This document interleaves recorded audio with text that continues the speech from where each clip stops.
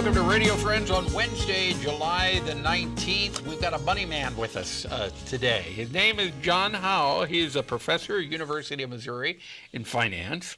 And you've written a book called The Foolish Corner. Indeed. And we had you on, I guess it was about a month and a half or so ago, and we just ran out of time, but you were so interesting, I wanted to have you come back again. Thank you so much. Pleasure to be back. The Foolish Corner, Avoiding Mind Traps in Personal Financial Decisions. You decided to write this book. Why? Well, I've been doing finance for 35 years or so, and I've seen people making mistakes and systematically making mistakes.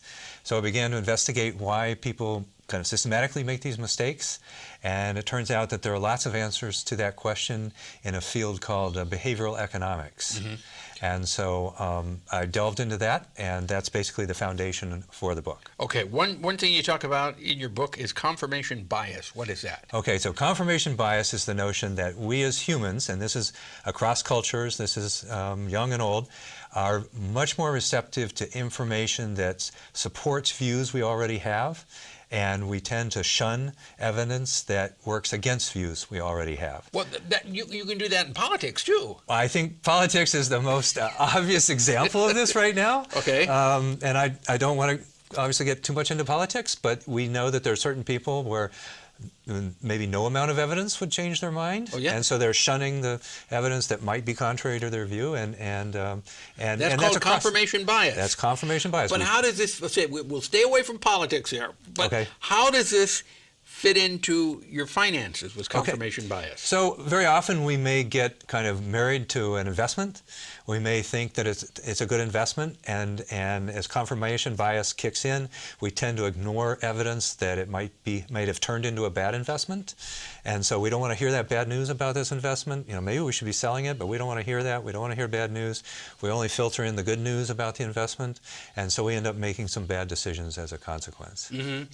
Could confirmation bias also fit into if you have been buying a certain product or brand for a long time, and maybe your parents bought it, you bought it, and you're trying to talk the kids into buying it, and you don't know why, but just because you've been doing it for so long. Absolutely, and probably along the way you've just been paying most of your attention, not all of it, but most of your attention to the good news about that product. This is a refrigerator that lasted my parents 20 years, and maybe don't look at the statistics that say that was an extraordinarily long-lived refrigerator. Mm-hmm. So you've picked up the positive news along the way, and so the habit continues. So that's confirmation bias. That's confirmation bias. What is hedonic adaptation? Hedonic adaptation, a favorite topic of mine. These are all things they're topics that are in the book. They're in the book, yes, absolutely. So, just as a thought experiment, so to speak,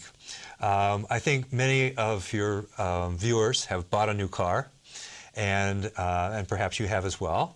And when you buy that new car, there's that period of excitement, you know, the new car smell. You know, it's a new car, it's clean, the kids haven't cluttered up the back yet very much, and so forth. So you get this period of kind of increased happiness, if you will, or satisfaction from this new car. But as little as 6 months later, it's kind of like, it's just my car. You know, it's no longer very special, right? So your kind of thrill has gone away. Even if the car's still pretty clean, the thrill has gone away. You kind of adapt to this new thrill, and now it kind of dials back down to being somewhat normal. You get used to it. You get used to it. Right. Thank you for using plain English. That's good. So you get the adaptation is that hedonic just means the kind of thrill you get out of it, and so the hedonic adaptation means that you get used to it, right? And so then, what are you going to do for your next thrill? You know, maybe you bought a nice Lexus, and if you had the money, maybe now you start thinking you need a Lamborghini or something to move up on the car thing. So when you get used to one thing, you're now looking for something else that maybe is a little more expensive to add thrill to it, but you don't really need it. You don't really need it. You don't need it, right. The first car is perfectly fine, gets you from point A to B reliably and so forth. Maybe not even a bad car. But the thrill is worn off, and so if you go in search of another thrill, you have to take it up to the next level, so to speak. Well, that's with anything you do in your life. And that is a really good point. And because the first chapter is the one that talks about this, and it is in fact something that's useful well beyond finance.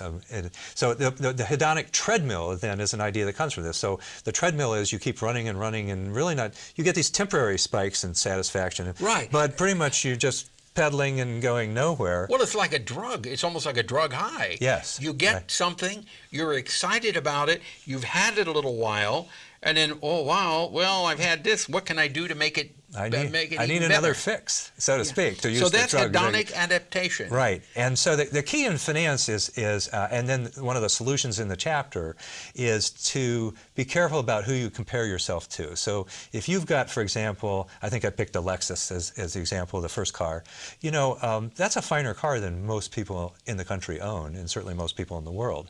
And so it's very important to think about to whom you compare yourself. Mm-hmm. And if you compare yourself to the kind of wrong peer group, you can be almost perpetually unhappy. Yeah.